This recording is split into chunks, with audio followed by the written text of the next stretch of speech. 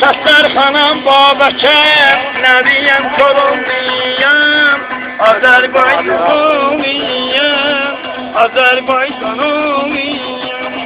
Tarihlərdə yazılır, tarixə etməyib sözün, qorxu bilməz olan qızın, Azərbaycanlıyım, Azərbaycanlıyım.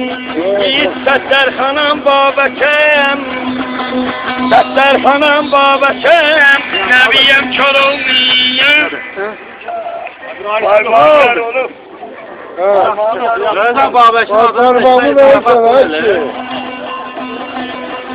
Səslərxanam Babəkəm, Nəbiyəm Kolombiyəm, Azərbaycanlıyım, Azərbaycanlıyım. İranın bayrağı eksik olan. Arada şuradan.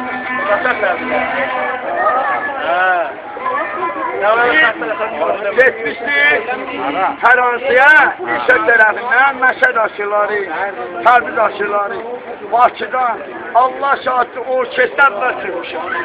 Xanəndə əvvəl, səsdə əvvəl çıxdım. Peki bu dinlə görə elə dinləndi.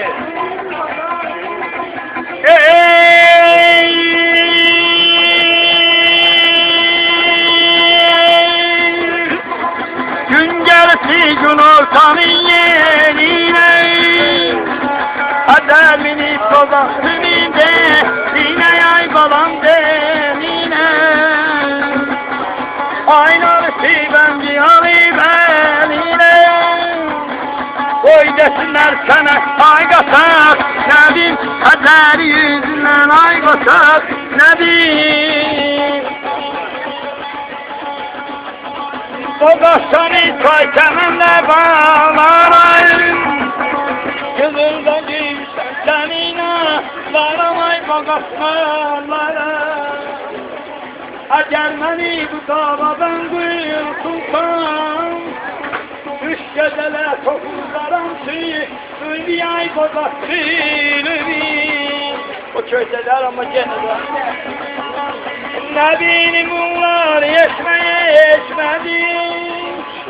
Nebi'nin asını esas içmedim.